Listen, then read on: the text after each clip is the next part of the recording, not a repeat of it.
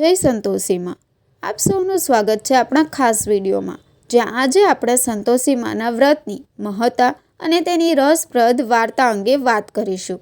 આ વિડીયોમાં તમને મળશે આ વ્રત કરવાના રીત રિવાજો, ફાયદા અને એક સુંદર પ્રેરણાત્મક વાર્તા. તો અંત સુધી જોવાનું ચૂકશો નહીં. આ વ્રત બહેનો ખાસ કરીને શુક્રવારે કરે છે. શુક્રવારે સવારમાં નાહી ધોઈને વાર્તા સાંભળે છે. વાર્તા સાંભળતી વખતે હાથમાં ગોળ અને ચણા રાખે છે. કળશનું સ્થાપન કરે છે. વાર્તા પૂરી થાય એટલે હાથમાં રાખેલા ગોળ અને ચણા ગાયને ખવડાવી દે છે અને કળશમાં રાખેલા ગોળ અને ચણા પ્રસાદમાં આપે છે. તે દિવસે એકટાણું કરવામાં આવે છે, પણ ખાટું ખાવામાં આવતું નથી. ચાલો આની રસપ્રદ વાર્તા શરૂ કરીએ. એક હતી કંકુ ડોસી. કંકુ ડોસીને 7 દીકરા. એમાં એને 6 દીકરા વહાલા અને 7મો દીકરો અણખામણો. આ કંકુ ડોસી 6 દીકરાને સારું સારું ખવડાવે, પીવડાવે, આગ્રહ કરીને ખવડાવે. પરંતુ જે કંઈ વધ્યું ઘટ્યું હોય એ 7મા દીકરા શિવલાને ખવડાવે. શિવલાની વહુ બેઠી બેઠી આ બધું જોયા કરે અને આ મનમાં બળ્યા કરે. પણ થાય શું, કરે પણ શું? એક વખત એનાથી રહેવાયું નહીં એટલે એણે એના પતિને કહ્યું, તમે તો સાવ ભોળા ભટ્ટ જેવા છો. કેમ એમ? કેમ શું? તમારા બા તમારા 6 ભાઈઓને સારી રીતે જમાડે છે અને તમને તો એનું એઠું વધ્યું હોય એ આપે છે. હસે કહી શિવલો એ વાત ટાળી દેતો. એમ કરતાં કરતાં દિવસો પસાર થવા લાગ્યા અને થોડા દિવસ પછી ગણપતિ ચોથનો દિવસ આવી પહોંચ્યો. એ દિવસે ઘરમાં ચૂરમાના લાડુ બન્યા. 6 ભાઈઓને કંકુ ડોસીએ જમવા બેસાડ્યા અને નાનો શિવલો છાનોમાનો છુપાઈને જોવા લાગ્યો. ડોસીમાએ આગ્રહ કરીને 6ને જમાડ્યા. પછી આ 6 જણાનું જે વધ્યું ઘટ્યું હતું તે એક થાળમાં ભેગું કરીને કંકુ ડોસીએ શિવલાને બૂમ પાડી, અલિયા શિવલા, આ બધાએ જમી લીધું અને તું ક્યાં ચાલ્યો ગયો હતો? લે જમી લે. આ જોઈ શિવલાની આંખો ભરાઈ આવી, એનો કંઠ રૂંધાઈ ગયો. એણે જરા ગળું ખંખેરીને કહ્યું, બા, આજે મારી તબિયત સારી નથી એટલે મારે જમવું નથી. પણ જે ભાવે એ જમી લેને દીકરા. ના ના, સારું બેટા, જેવી તારી મરજી, માએ કહ્યું અને તરત જ શિવલો એની પત્ની પાસે ગયો. પત્નીને શિવલાએ કહ્યું, હું દૂર દૂર કમાવા જાઉં છું, માટે મારા માટે ભાતું તૈયાર કરી દે.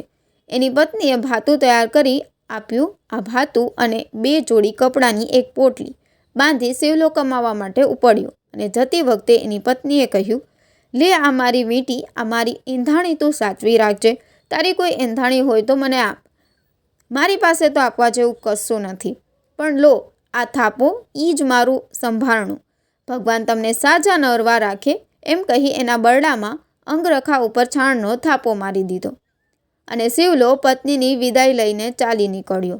ચાલતો ચાલતો શિવલો દૂર નીકળી ગયો અને એક મોટા નગરમાં પહોંચી ગયો. એ નગરમાં જઈને તે એક મોટા વેપારીને ત્યાં વાણોતર તરીકે રહ્યો. એ વેપારમાં ખૂબ જ ધ્યાન આપતો. એથી શેઠને ખૂબ જ ફાયદો થવા લાગ્યો અને પરિણામે શેઠે એને મેનેજર બનાવ્યો. છેવટે એની સચ્ચાઈ અને મહેનત જોઈને એને ભાગીદાર બનાવી દીધો. આમ એને વેપારમાં સારી કમાણી થવા લાગી. આ બાજુ શિવલાની વહુને માથે દુઃખના ડુંગરા ઉગવા લાગ્યા. શિવલો હાજર ન હતો એટલે એની પત્ની પાસે ઘરનું બધું કામ કરાવે. એક દિવસની વાત છે. શિવલાની વહુને જંગલમાં લાકડા કાપવા મોકલી. રસ્તામાં જતાં જતાં એણે જોયું ઘણી સ્ત્રીઓ કંઈક વ્રત કરતી હતી. આથી એ સ્ત્રીઓ પાસે ગઈ અને પૂછવા લાગી, બહેનો, તમે કયું વ્રત કરો છો? અમે તો સંતોષીમાનું વ્રત કરીએ છીએ. આ વ્રત કરવાથી શું લાભ થાય? આ વ્રત કરવાથી આપણા દુઃખ ટળે અને સુખ તથા સંપત્તિ મળે. વળી કુંવારી કન્યા હોય તો એને મનગમતો વર પણ મળે. જો કોઈનો પતિ પરદેશ ગયો હોય તો સાજો નરવો ઘેર પાછો આવે. વાંઝિયાને ઘેર પારણું પણ બંધાય. આમ આ વ્રત કરવાની બધી મનોકામનાએ પૂર્ણ થાય. પણ બહેનો, આ વ્રત કરવું કેવી રીતે? આ વ્રત કરવાનું તો ઘણું સહેલું છે. દર શુક્રવારે જમ્યા પહેલાં સંતોષી માતાની વાર્તા સાંભળી ઘીનો દીવો કરવો, એની આગળ કંકુ કુંભ મૂકવો, ₹1 રૂપિયાના ગોળ ચણા લઈને પ્રસાદ વહેંચવો. કોઈના ગ્રહ વધારે નબળા હોય તો આ વ્રત મોડું ફળે અને કોઈના ગ્રહ ઓછા નબળા હોય તો વહેલું ફળે. અને એનું ઉજવણું કેવી રીતે કરવું? શુક્રવાર પૂરા થાય એટલે 2.5 લોટના ખાજા, વર્ષે પ્રમાણે ખીર અને ચણાનું શાક બનાવવું.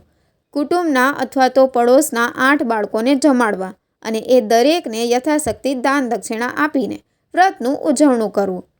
ભલે કહી શિવલાની વહુ તો ચાલી નીકળી અને એ દિવસે શુક્રવાર હતો. ત્યારથી જ એણે સંતોષીમાના શુક્રવાર શરૂ કરી દીધા.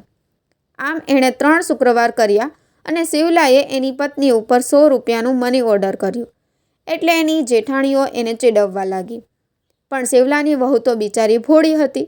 એ તો માતાજીના મંદિરે જઈને માતાજીને કહેવા લાગી, માતાજી, મારે પૈસાને શું કરવા છે? મારે તો એમનું મોઢું જોયાને વર્ષો વીતી ગયા છે. માતાજીએ આશીર્વાદ આપ્યા, જા દીકરી, તારો પતિ સાજો નરવો ઘેર આવશે એટલે ચિંતા કરીશ નહીં. માતાજી તો શિવલાને સ્વપ્નમાં આવ્યા અને કહેવા લાગ્યા, તારી પત્ની તને યાદ કરે છે. તને ઘેર ગયે ઘણા વર્ષો થઈ ગયા, માટે ઘેર આંટો દઈ આવ. અને બીજે દિવસે શિવલાએ પોતાનો વેપાર ધંધો બંધ કરીને અઢળક ધન લઈને પોતાને ઘેર પાછો આવ્યો. આવીને જોયું તો પોતાની પત્ની મહાત્રાસ ભોગવી રહી છે. રોજ લાકડા કાપીને જંગલમાંથી લાવે તો એને જાડા લોટની ભાખરી મળે. આજે એ લાકડા લઈને ઘેર આવતા રસ્તામાં સંતોષી માતાના મંદિરે થાક ખાવા બેઠી ત્યારે માતાજીએ કહ્યું, બેટી, આજે તારો પતિ ઘેર આવ્યો છે એટલે ઘેર જઈને મોટે મોટેથી કહેજે કે જંગલમાંથી લાકડા લાવી છું, જાડા લોટની ભાખરી ખાવા દો, ફૂટલા ડબલામાં પાણી પીવા દો. શિવલાની વહુએ તો ઘેર જઈને એ પ્રમાણે કહ્યું. એ જ વખતે તો એનો પતિ આવીને ઓસરીમાં હિંડોળા પાટે બેઠો હતો. તે સાંભળી ગયો ને સાસુની પોલ પકડાઈ ગઈ. સાસુએ એના પતિ શિવલાના દેખતા ઘણા કાલાવાલા કરવા માંડ્યા, પણ હવે શું વળે? એનો પતિ બધું સમજી ગયો હતો.